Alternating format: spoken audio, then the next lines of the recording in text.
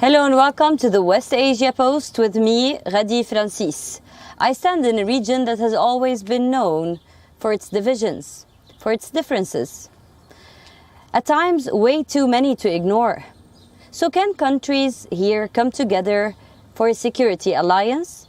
I'm talking about the Arab NATO. We have heard about it for years, but recently, leaders are talking about it. In a recent interview, the Jordanian King Abdullah II said that he would back the idea of a West Asian NATO.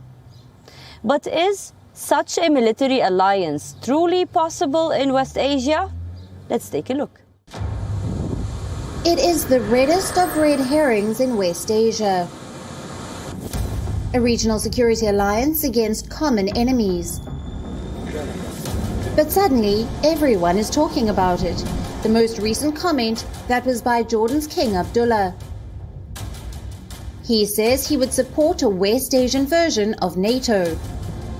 But he had a caveat. The mission statement should be clear and defined. It should not confuse anyone.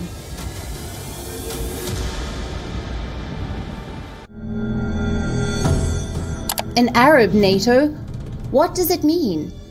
A formidable military alliance just like NATO.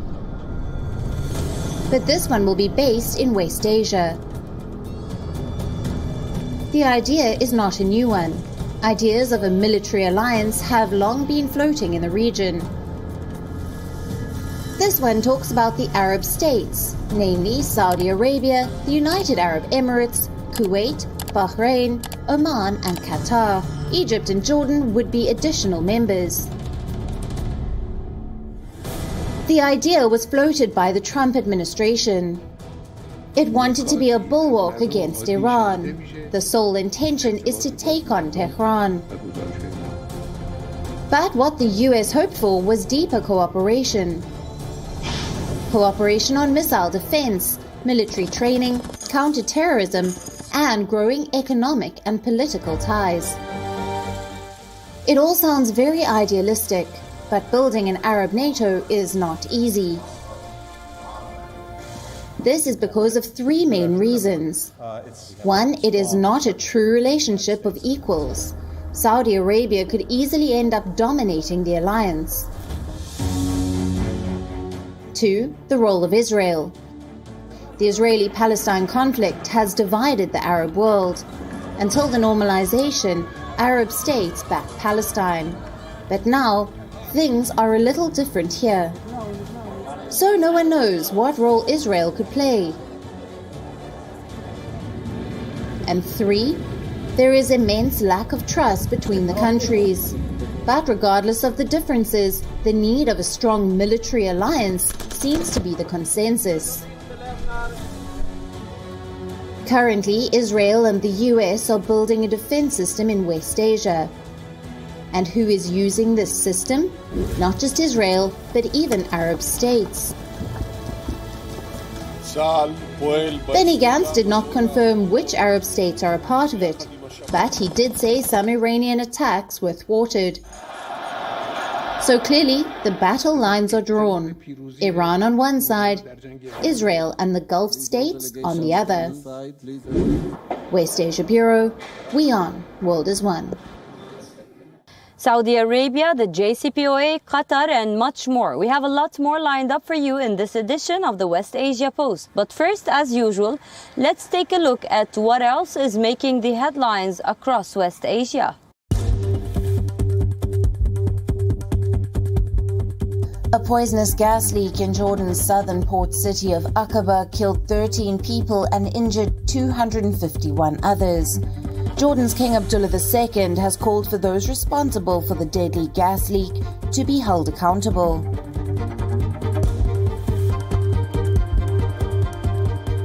The Israeli parliament has voted to dissolve itself, with Yair Lapid taking over as caretaker prime minister. The country will head to polls in November, its fifth since 2019. US President Biden says his West Asia trip will focus on Israeli integration and not pressuring Riyadh for oil. Biden will visit Israel and Saudi Arabia from the 13th to the 16th of July on his maiden trip to West Asia as president.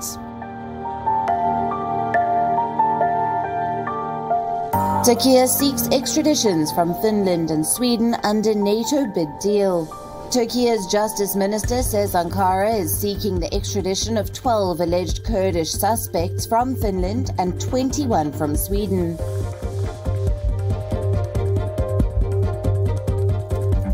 The United States kills a senior leader of the Al-Qaeda-linked group in Syria. The US military says it carried out a raid targeting Abu Hamza al-Yemeni, leader of the Al-Qaeda-aligned group, Ras al-Din. Unilever sells local Ben & Jerry's business to an Israeli firm. Deal means that the ice cream will be sold in Israeli settlements despite the brand's opposition. The 2015 nuclear deal is on hold. World powers are scrambling to save it. But nothing has changed so far. This week, the US and Iran held indirect talks. The talks were brokered by Qatar, that is growing as a regional superpower. The talks ended with not much progress. So, what would the failure of these talks mean for the JCPOA? Let's take a look.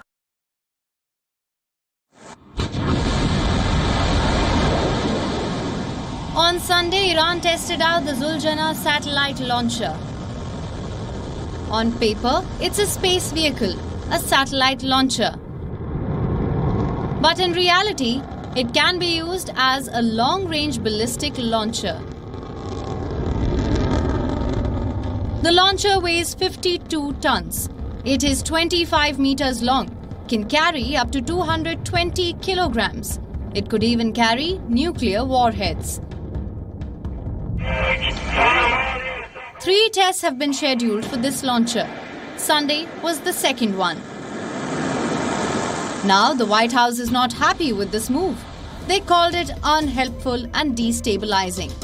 But perhaps that was Iran's intention. It came just before the two sides met in Qatar. Both United States and Iran held indirect talks. Now, this is a complicated process. Iran and the United States won't talk to each other, so they spoke through a third party. In Vienna, it was the European states. This week, it was Qatar. These talks in Doha ended without any progress. US says Iran failed to respond positively. Meanwhile, Iran says it won't cross red lines, so the nuclear deal is still not back on track. Currently, both sides are refusing to blink. Iran won't stop enrichment until a deal is struck.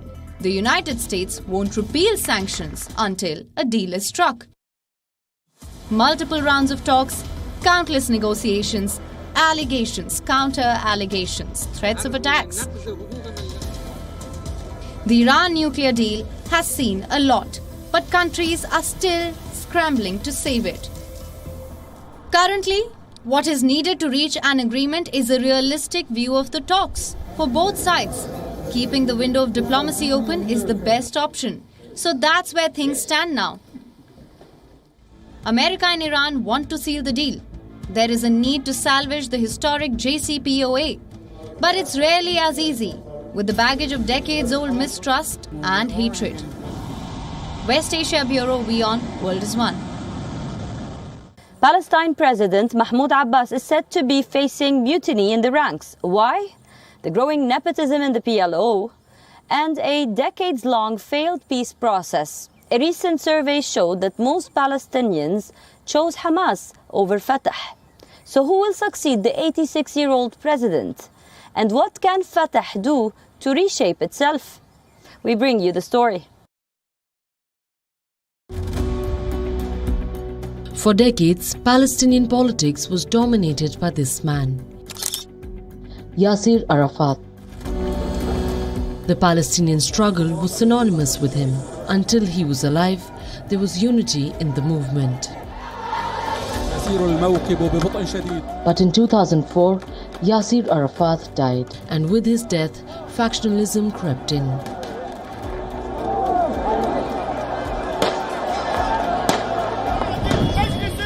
Today, Palestinian politics is a story of fragmented leadership. In the West Bank, the Fatah party, founded by Arafat, calls the shots.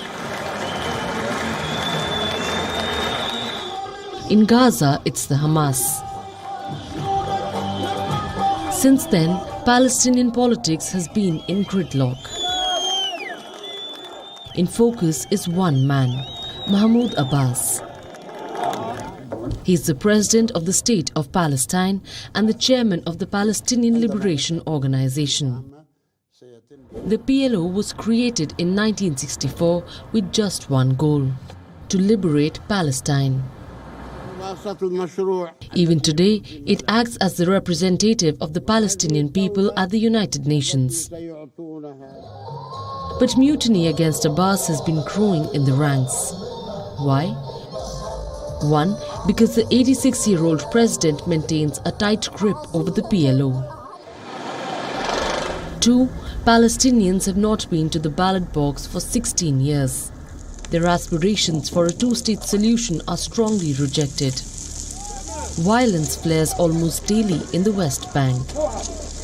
Palestinians are evicted daily from occupied territories. Abbas even has a successor ready for when he steps down. 61-year-old Hussein al-Sheikh. He's an Abbas confidant, serving as a key liaison with Israel and United States. He was also made the Secretary General of Palestine Liberation Organization. But do the Palestinians accept him? Mostly not. This is because of his close ties with Israel. On paper, al-Sheikh says relations with Israel are bad. But he keeps meeting officials in person all the time. Al-Sheikh's career is similar to many in his generation. He was once an aspiring revolutionary leader. He even took part in the first Palestine Intifada. Now, he is transformed into a local power broker, a change caused by the failed, decades-long peace process. The Palestinian Authority also handles billions of dollars every year. Some of it finds its way into the pockets of senior officials. This even as Palestinians struggle with basic infrastructure. A new poll shows that Hamas enjoyed more support than Fatah. 33% Palestinians believe Hamas should lead the Palestinian struggle. On the other hand, only 23% support Fatah. More importantly, 38% believe both parties are useless. For now, Palestinians seem to have lost trust in the process. Neither a democratic transition nor a reformation of the political system can be expected. For 16 years, democracy here existed in a political vacuum, one that is likely to change anytime soon. West Asia Bureau, WION, World is One. Qatar has 2 new rules for the FIFA World Cup. First, no extramarital encounters. It could cost you up to 7 years in jail. And 2, pride flags are allowed. This is in accordance with the FIFA rules. But how do Qatari citizens feel about this? And why are LGBTQ fans still worried about West Asia's first World Cup? Let's take a look.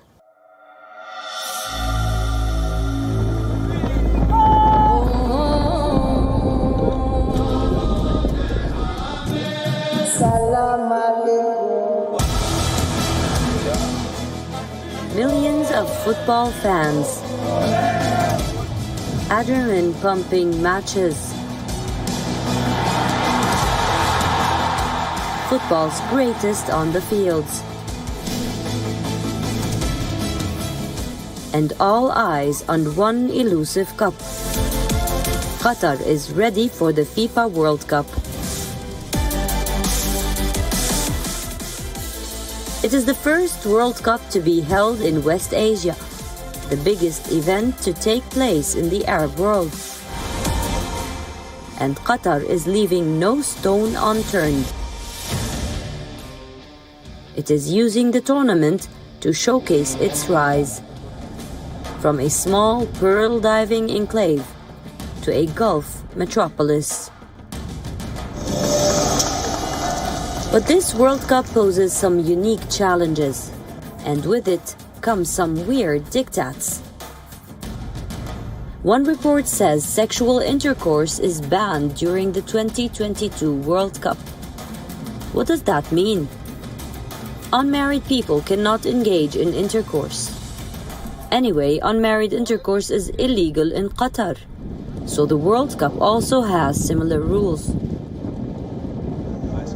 No one-night stands for both fans and players. If you get caught, you could end up in jail for 7 years. And not just intercourse outside marriage. Homosexuality too is illegal in Qatar. So, LGBTQ football fans have been worried.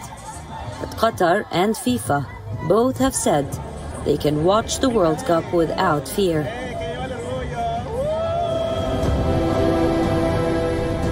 Qatar says it will comply with FIFA rules promoting tolerance and inclusion. So technically, pride flags should be allowed. But there is still some gray area. Many think rainbow flags could be confiscated from fans at the World Cup. Officials say it is to protect them from being attacked. The third is about alcohol. This is a country where public intoxication is illegal, so the usual sight of boozy supporters is unlikely. Football fans here can only drink in certain places and must respect all Islamic customs. Most of the drinking will take place at the official fan zones or at licensed restaurants or hotels in the Gulf nation. So how strict are authorities likely to be?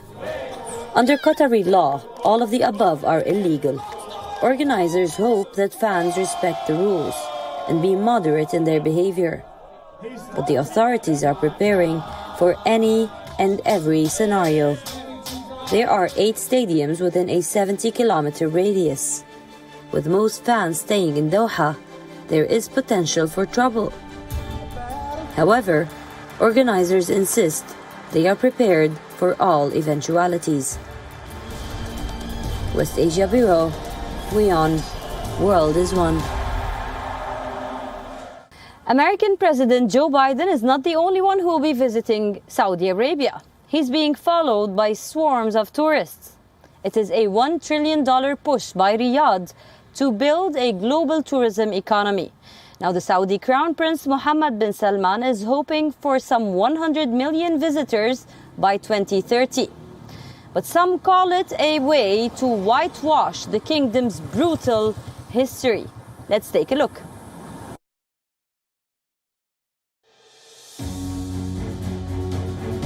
Imagine the ruins of Petra, but without the crowd.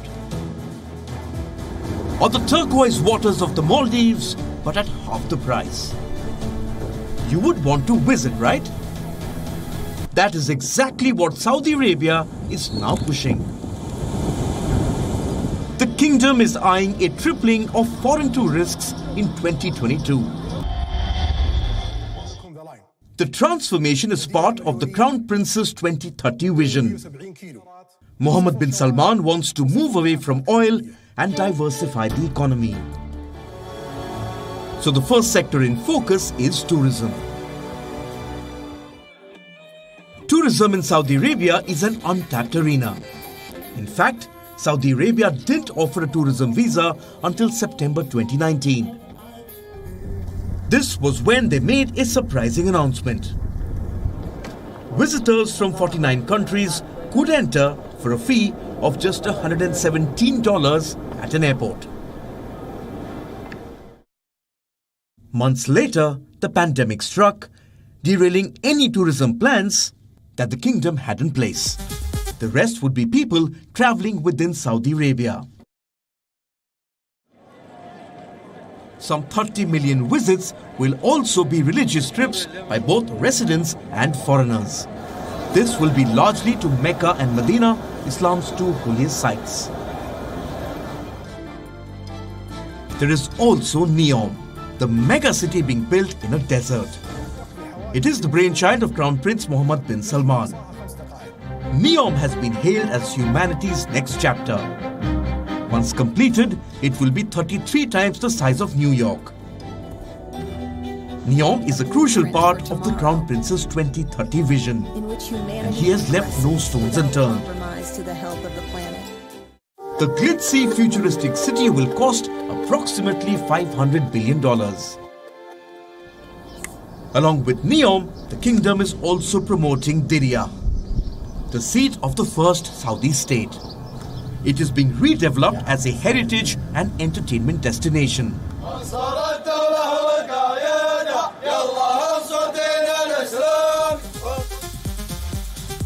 Recently, a rave party in the kingdom went viral.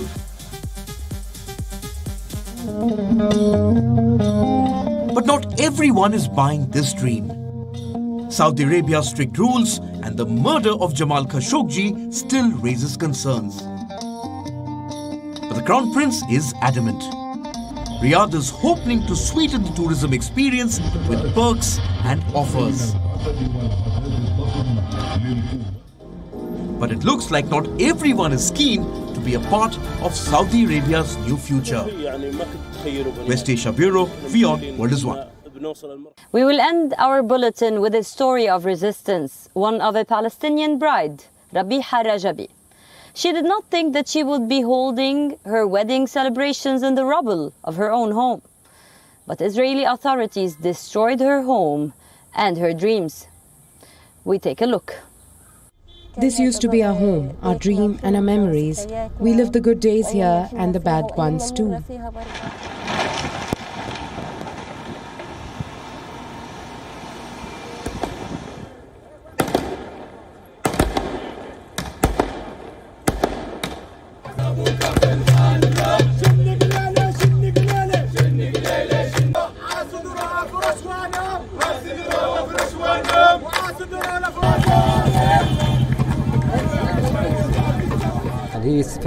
They want to empty Jerusalem, and there would be a demographic change in Jerusalem for the benefit of the Jews. But we tell them that it is fine if they demolish the house, even if they uproot the whole thing. We have no problem, and we will not leave, and we will stay in a tent.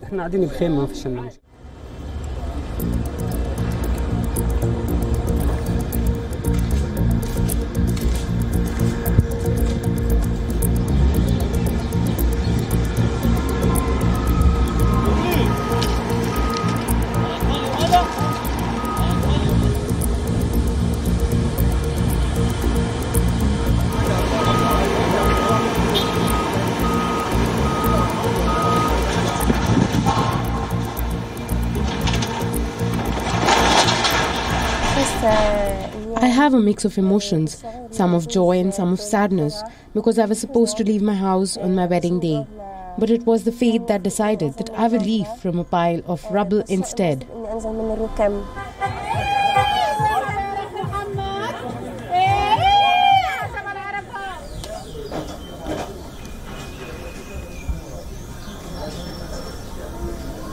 That's all we have for you on this episode of the West Asia Post.